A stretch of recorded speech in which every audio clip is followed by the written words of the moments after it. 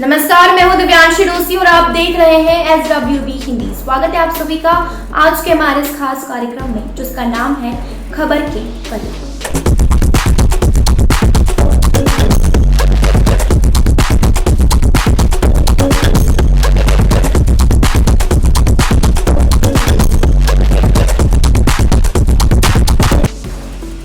भारत में पेगासस की चर्चाएं जोर शोर से चल रही हैं। ऐसे में अब इजराइल की कंपनी NSO, जिसने मिलिट्री ग्रेड स्पाईवेयर पेगासस को बनाया है और कथित रूप से जिसका उपयोग कई राजनीतिज्ञों, राजपालिका अधिकारियों, सामाजिक कार्यकर्ताओं और पत्रकारों की जासूसी के लिए किया जाता है, वहीं उसका एक बड़ा बयान आया है।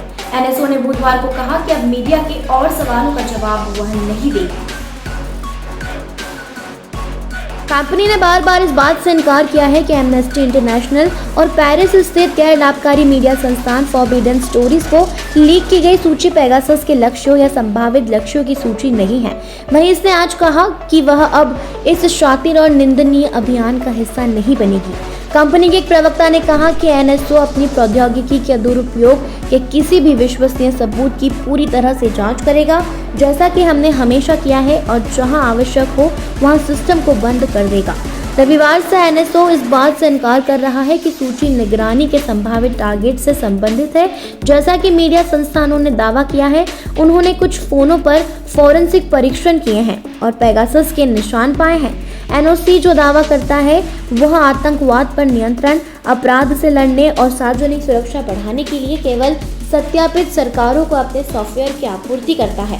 वहीं उसने बार बार इनकार किया है कि एमनेस्टी इंटरनेशनल और फ्रांसीसी गैर लाभकारी समाचार फॉरबिडन स्टोरीज को लीक की गई सूची टारगेट या पेगासस के संभावित लक्ष्यों की सूची नहीं है। वहीं आज एक बयान में कंपनी ने कहा कि बस बहुत हो गया और वह अब इस शातिर और निंदनीय अभियान का हिस्सा नहीं बनेगी। कंपनी के प्रवक्ता ने कहा कि NSO एक प्रौद्योगिकी कंपनी है, हम सिस्टम को संचालित नहीं करते हैं और न ही हमारे पास अपने ग्राहकों को डेटा तक पहुंच है। फिर भी वे हमें जांच के तहत ऐसी जानकारी प्रदान करने के लिए बाध्य हैं। NSO इसके दुरुपयोग के किसी भी विश्वसनीय सबूत की पूरी जांच करेगा, जैसा कि हमारे पास हमेशा था, और जहां आवश्यक होगा सिस्टम को बंद कर दिया जाएगा। कंपनी का ये बयान समाचार एजेंसी की उस रिपोर्ट के बाद आया जब उसमें कहा गया कि इजराइल सरकार ने स्पाईवेयर के दुरुपयोग के आरोपों को दिखाने के लिए एक वरिष्ठ अंतर मंत्रालयी टीम का गठन किया है। अज्ञात स्रोतों का हवाला देते हुए रिपोर्ट में फ्रांस, मॉस्को, भारत, मोरक्को और इराक में पेगासस के संदिग्ध दुरुपयोग की मीडिया रिपोर्टों के बाद संभावित राजनयिक झटके का उल्लेख किया है। तालिबान का समर्थन कर रहे पाकिस्तान पर अफगानिस्तान के उपराष्ट्रपति अब्दुल्ला सालेह ने ऐसा तंज कसा है कि जिसके बाद पाकिस्तानियों को कई दिनों तक नींद नहीं आएगी। दरअसल सोलेह ने पाकिस्तानी सेना की भारतीय फौज के सामने एक सरेंडर की तस्वीर शेयर की है। इस तस्वीर को शेयर करते हुए उन्होंने लिखा है कि हमारे इतिहास में कभी ऐसी तस्वीर नहीं है और ना ही कभी होगी। बता दें कि पाकिस्तान पूरी कोशिश में लगा है कि अफगानिस्तान पहले जिस स्थिति में पहुंच जाए, इसके लिए वो तालिबान का समर्थन भी कर रहा है। अफगान के उपराष्ट्रपति अब्दुल्ला सालेह ने तस्वीर ट्वीट करते हुए लिखा है कि हमारे इतिहास में ऐसी तस्वीर नहीं है और ना कभी होगी। हाँ, कल कुछ पल के लिए उस वक्त में हिल गया था जब हमारे ऊपर से गुजरते हुए रॉकेट कुछ मीटर की दूरी पर जा गिरे थे। पाकिस्तान के प्रिय ट्विटर हमलावरों, तालिबान और आतंकवाद आपके उस घाव पर मरहम नहीं लगाएगा जो घाव आपको इस तस्वीर से मिले होंगे। कोई और रास्ता तलाशिए। सालेह ने जो तस्वीर शेयर की है वो साल 1971 की जंग में पाकिस्तान को भारत के हाथों मिली हार की है। भारत से बुरी तरह पीटने के बाद पाकिस्तान ने अपनी हार मान ली थी। उस वक्त पाकिस्तान के 80,000 से ज्यादा सैनिकों ने भारत के सामने आत्मसमर्पण कर दिया था, जिसके बाद पाकिस्तान के आर्मी चीफ ने भारतीय सेना प्रमुख के सामने सरेंडर के कागजात पर हस्ताक्षर किए थे। पाकिस्तान की हार से जुड़ी इस तस्वीर को शेयर कर अफगानी उपराष्ट्रपति ने तंज कसा है। जाहिर है कि पुराने जख्म हरा करने की इस कोशिश से पाकिस्तान को मिर्ची लगी होगी और उसके जलन इतनी जल्दी खत्म होने वाली नहीं है। अफगानिस्तान से अमेरिकी सैनिकों की वापसी के बाद तालिबान बेकाबू हो गया है। उसने देश के अधिकांश हिस्सों पर कब्जे का दावा किया है। पाकिस्तान भी तालिबान के हाथ मजबूत करने में लगा हुआ है ताकि अफगानिस्तान में पैर जमा सके। हाल ही में तालिबान ने अफगानिस्तान की राजधानी काबुल में राष्ट्रपति आवास को निशाना बनाने की कोशिश की थी और 3 रॉकेट दागे थे। अफगान को लगता है कि इस हमले के पीछे पाकिस्तान का हाथ है। नए कृषि कानूनों पर लगभग पिछले 1 साल से सरकार और किसान के बीच चल रहे इस अनबन के बीच एक बार फिर किसानों का विरोध प्रदर्शन होने जा रहा है।